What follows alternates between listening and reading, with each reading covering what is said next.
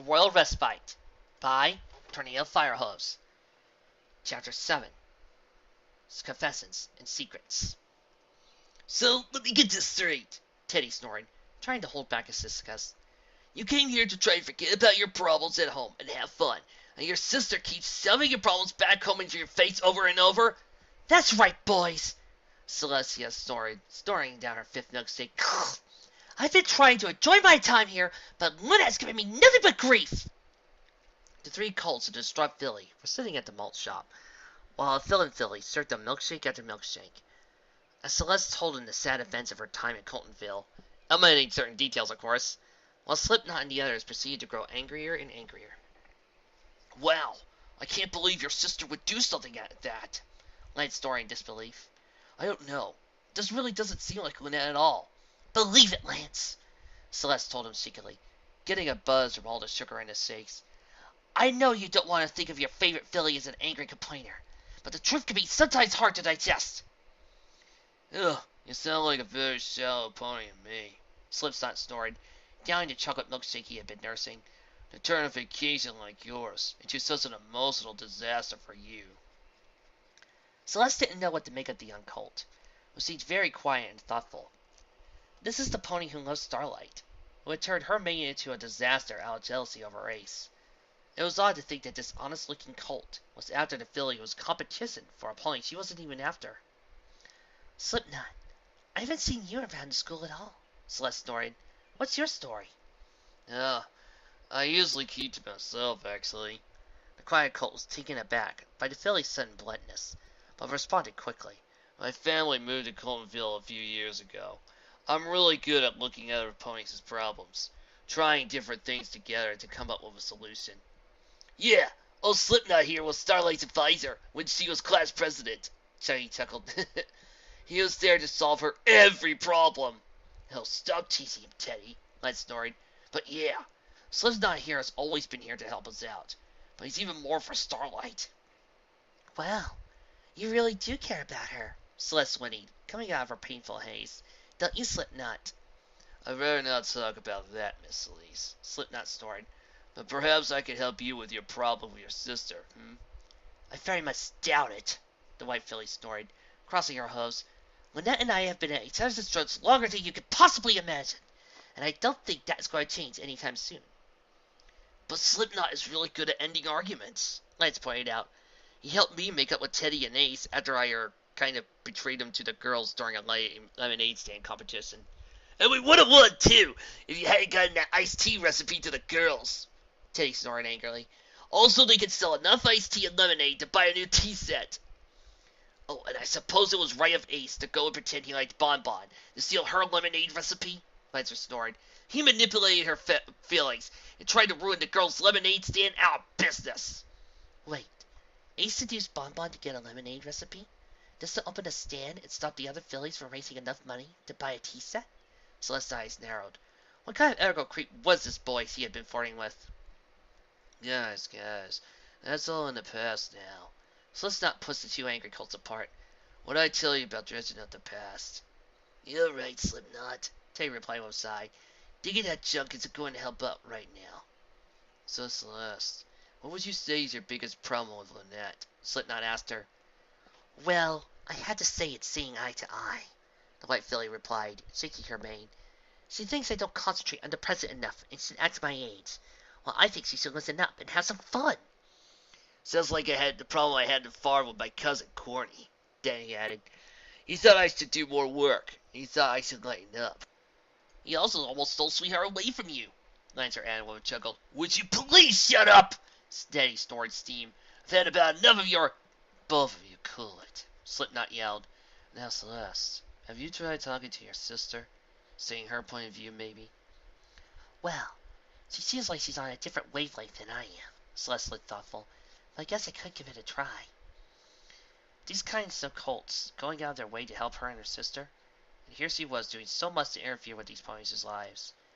As the four ponies continued to talk, Celeste began to think of how she could help out both Slipknot and Starlight. As the concert let out, the small herd of fillies trotted out to the stands. Pat motioned for Lynette to follow her. They started to walk back to the stands.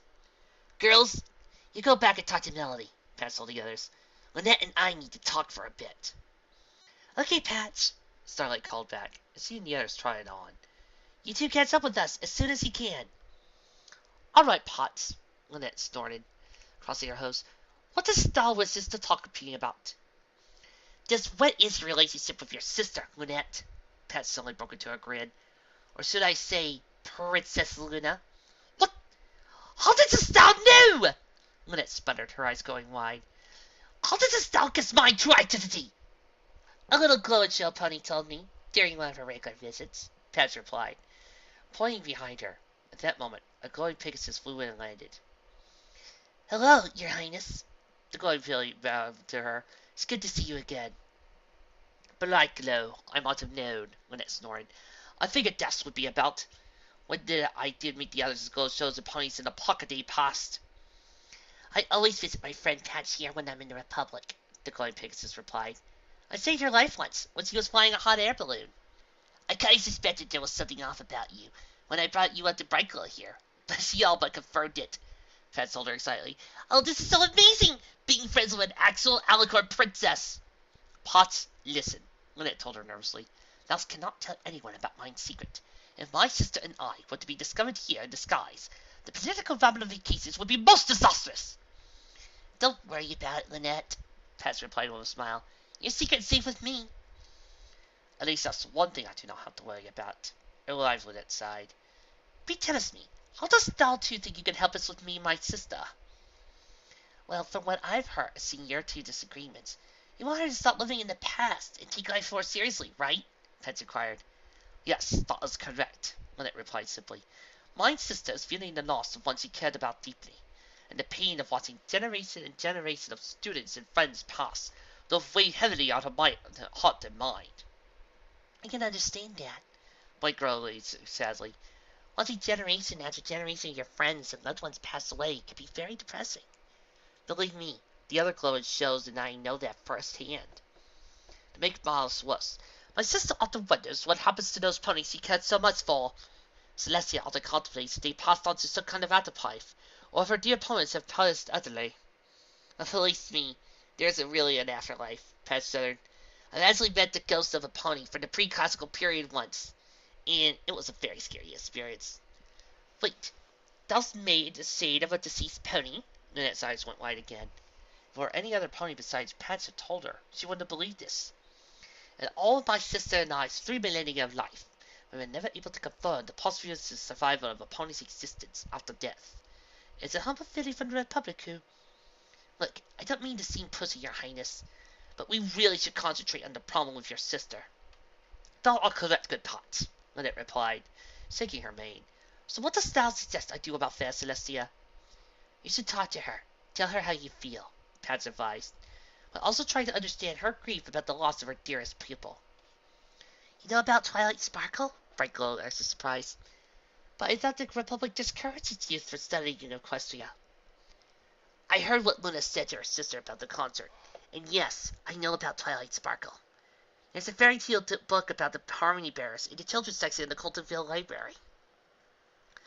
How ironic Twilight Sparkle would find it. A pony who was obsessed with Fox to discover that she had been reduced to a mere fairy tale. Lynette laughed ruefully. I don't understand. So you and your sister haven't used your magic more since you got here.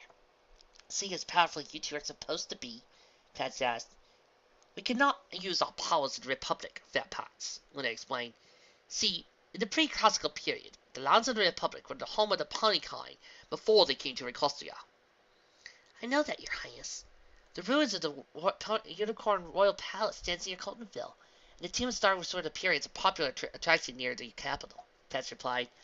But what does that have to do with anything? The hostility between the 3 tribes did deplete the magic of this reason, Lynette replied. The Wendigos did absorb the last of that energy when they froze these lands, leaving its magic barren, making it the perfect place for Earth settlers to return to after the Wendigo's ice age had thawed. The inability to use much magic here, coupled with the technological weapons Earth ponies developed, served as a perfect protection against Equestria's magic. I get it now. No wonder we're all taught to hate Pegasi unicorns. Pat looked thoughtful. Lynette, You know how I overheard you and your sister arguing during the loud music at the concert? Yes, what of it? Well, I just realized there might be a chance some other pony had heard you too. That's a traitor to the Republic. I just can't believe it. Having overheard part of Lunette's exclamation over the concert, Clover had excused herself from the others and hid to listen in on the other two fillies' conversation. Not only was she shocked to see a glowing Pegasus of all things, but she also learned that Lunette and her sister were actually Alicorn princesses themselves. They were here spying on the Republic, no doubt, gathering intelligence on Coltonville for some sinister purpose. Clover had been raised to not trust the two magic-using pony species. Had they not enslaved the first Earth colonies in the pre-classical era, after all? It was their hierarchical magic that allowed them to dominate their ordinary brethren and caused ponykind their original homeland.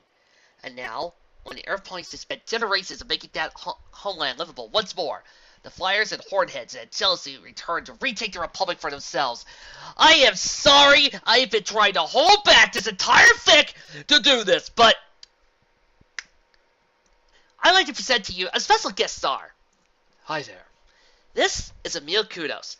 He's from Fall of Starfleet, right? Rise of Harmony. He is an Earth Pony Stallion who has studied for years Earth Pony magic and Earth Pony physiology. And he would like to make a few comments about this fic and how it's saying right now that Earth Ponies do not have magic.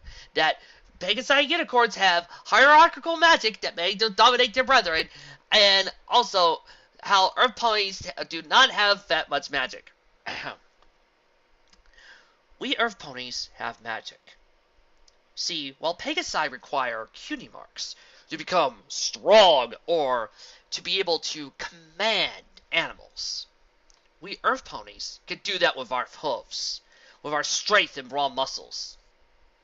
Fluttershy can only tame that bear because she's, well, an animal tamer. If I was fighting, I would tame that bear with my bare hooves. I would use logic. I would use my power over the earth to command it. That is the magic that we Earth Ponies possess. Now, Mr. Author, please do not think that we're insulting you. It's just that this reader had a lot to say about that. Thank you. I'm sorry, guys. It's not the fic's fault, okay? It's not this story's fault. And later on, when I do the review, I'm going to think about why this doesn't tick me off, but Mike it does. But right now, this story is okay. It's just that this has been a pet peeve of mine, and I'm this close to going on to Equestrian Daily and writing out on that Pony Spill soapbox why our ponies have magic. Thank you. Oh, what should I do? What should I do? Clover thought to herself nervously. She didn't want to have Pats get hurt in the crossfire. They're probably using their magic to control her mind, she thought to herself. It was at that moment Clover decided she would wait and spy on the two princesses for a while longer, see what they could learn about her plans. When the time was right, she would expose the two princesses and let the Republic authorities take the sisters into custody. I better get going. I got things to get ready if I'm going to do my patriotic duty. Clover galloped away, already forming plans in her mind. Chapter 8. Tender Loving Care.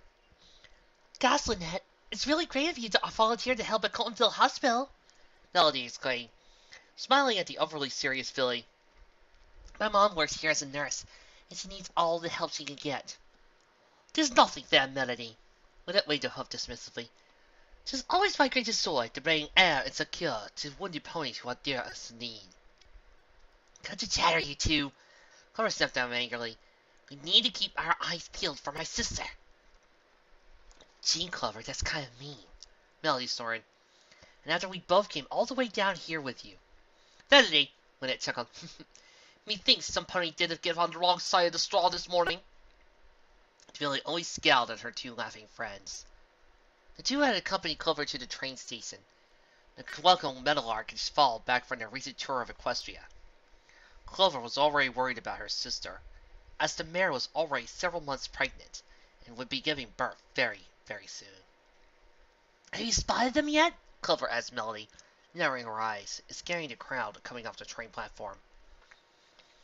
I know they disguised themselves to avoid the pony Ropsy. Lynette raised a hoof. Perhaps I could assist in... No! I don't need your help! Clover snored. I mean, you don't even know what my sister looks like. Clover's face suddenly changed to a smile. You wouldn't be able to recognize her without a disguise, right? Lynette just stared at her, until Sweetheart Heart finally called out, Girls, look! There they are! The two fillies looked over to see a pair of red earth ponies coming off on the train. A purple mare with a bright yellow mane, and a white stallion with a red mane. Both were wearing trench coats and sunglasses. They seemed to be looking around nervously as they trotted forward. Hey, you two! Clover whinnied as she and her two friends galloped up to them. Long time no see. How have you been? Clover, so good to see you. Meadowlark hugged her little sister, while talking in hushed tones. And you brought two of your friends with you. Hi, Meadowlark. Hi, Cheval. Good to see you again, the cool Melody replied. Allow me to introduce our friend, Lynette. She's from the Principality of Equestria. Bonjour, Mademoiselle Lynette. He bowed to her. We have just got to return to the Principality. It is wonderful to place a visit. The only thing I wanted to do was meet the royal sisters while we were there, Meadowlark said with a sigh. But they were away on a diplomatic visit. Such a pity. Lynette knew both of these points, of course. One of the most famous ballet couples in the world. Cheval and Meadowlark played in older performances from Philadelphia to Applewood. Cheval was from the island nation of Francais, part of the archipelago chain that also included the Isle of Pony and Tropical Island. I think it's so, good Cheval, and thou too, fair Meadowlark, Lynette replied, bowing to both of them politely. May thou give birth to a child most healthy and beautiful. Why, thank you, young lady, Meadowlark replied, as Cheval held her back into Clover's cause. Such politeness reminds me of when we were back in Equestria.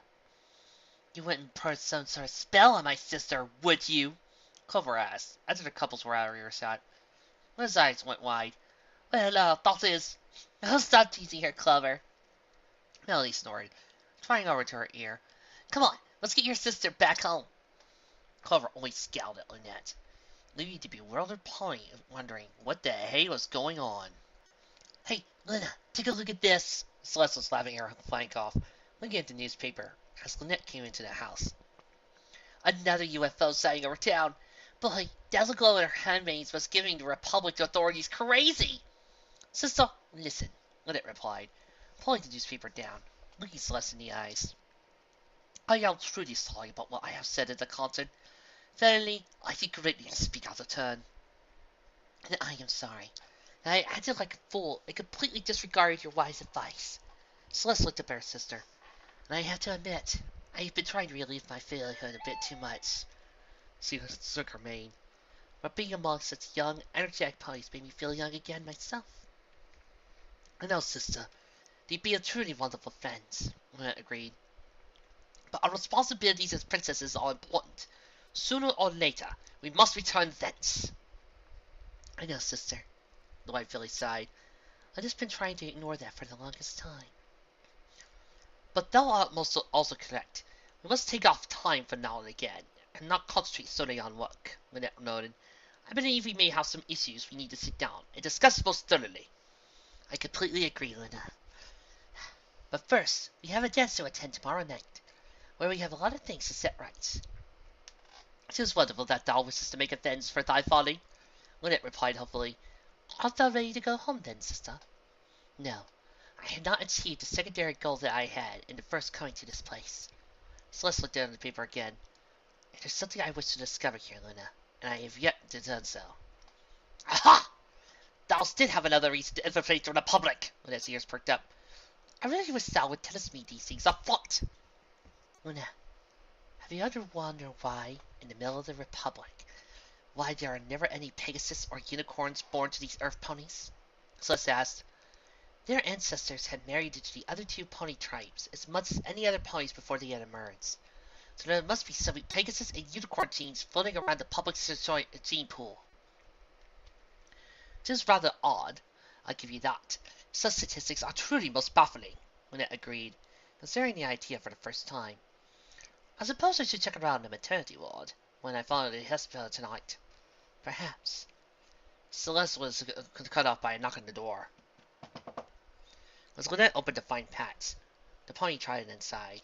and sat down beside the two fillies. Hey, Celestia. Hey, Luna, she told them with a big grin, taking a cookie from the jar on the counter. How are things going in Princess Land?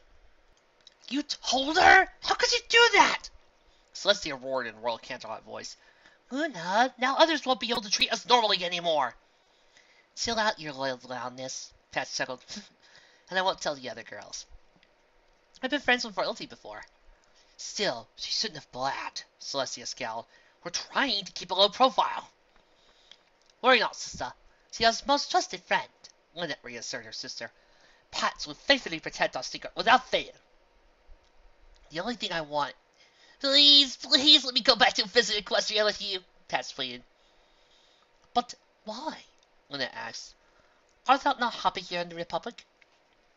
Well, I am happy here with my friends, she replied, falling at the ground, looking down. But I've always wanted to visit a magical land, see magical creatures, she got excited. All my life, I wanted to fly away, go on a great adventure, like there was a magic deep inside that's a part of me. Yet it's missing from my life. Well, thou could discuss these matters with Celestia, Lynette replied with a grin. I don't have to get to the hospital before I volunteer what was terrible. You have a good time, Pats called her out to her as the princess tried out the door. After she was gone, Pats turned back to Celeste. So you live in a castle? That's so cool. Can you control the weather? Have you ever met a dragon? What's this dragon look like? Does it magic work your heart? Do you really raise the sun? Does Saints fire bury you out? I'll keep you for this, Luna. Celestia grumbled to herself as Pats rattled on and on. Lynette! Bed, clean up, room 3! A purple mare with a light purple mane, a nurse's cat snored. Now get back here. I need you to check a pony's blood pressure. Hostile voices, nurse time. Lynette sighed, trying into the room to get the crow's task. While nurse time, Melody's mother and head nurse on the floor, returned to her paperwork. I shall complete the task thou hast assigned me, with complete and utmost efficiency. She had received a little informal medical training back in Equestria, and had dedicated such on her fabricated paperwork for the Republic. So, when the understaffed Coltonville Hospital discovered this, he was in no time in putting the voluntary filly to work. Changing diapers, taking temperatures with a flying thermometer, all the unpleasant tasks which the nurses and nurses' aides did not want to dirty their hosts with. Come on! What kind of nurses are you? After completing the unpleasant task, Lynette trotted back out into the hallway, trying to hide herself. This modern hospital was so different than anything they had in Equestria. Whitewashed hallways, computerized monitoring equipment. Lynette decided right then and there they would need to import some of this life-saving technology from the Republic. No! Whinnying of pain came out of the nearby maternity ward. Curious, Lynette pushed through the double doors and tried quickly into the room, straining to cover herself under a invisibility shield. Push, Meadowlark, push! An insected voice cried in panic. You just can't do it. It's almost there. I can feel it coming, and you are going to die! It hurts! It hurts! The mayor's voice cried out in agony. Her screams filled the hallway, reminding Lynette of a pain she once known herself. Meadowlark is giving birth to her baby, Lynette realized in shock. I hope the baby is going to be okay. Congratulations, Mr. Meadowlark. That artist's voice came from out of the room. You're the proud mother of a vital horsemaker! Sacre bleu! What is it? Meadowlark asked. Where's my baby? Let me see my baby. It was at this point, Lynette tried into the room, covered under the cloaking spell. It was that moment she saw the baby. It was an adorable little brown colt, with the loveliest little brown eyes, and a pair of tiny brown wings. A Pegasus! Luna nearly fell over in shock. She gave birth to a Pegasus! The attending nurse quickly cleaned the baby up, covered his wings by wrapping him in a blanket, or giving the newborn foal to its mother. The doctor moved to prevent Cheval from telling his wife, and then went over to hit a button on the intercom. Nurse Tyne, we have a code P. Please bring the equipment and get it down here at once. A code P, the invisible Lynette thought to herself. What in the world is... It was at that moment the invisibility heard an approach of squeaking wheels of a surgeon's cart. As Melody Mothers passed Lynette, the filly noticed several different scalpels and surgical tools laying on a tray. right next to a disposable sanitation bag. About the size of a young foal's wings. No, it can't be! Everything in Lynette's mind suddenly fell into place. No Pegasus or unicorns born in a republic. A society that hated everything but earth ponies. Had its dreams of flying and love of magic. Suddenly, a horrible picture formed in the princess's mind. Collapsing her gallop straight out of the hospital into the cold Coltonville night. Cecil! She wailed as he galloped off into the night. So, kudos. You're a believer in Earth Pony magic. What are your opinions on the subject? I despise it. Taking away a ponies as gifts like that? Wow. I didn't expect such a compassionate message.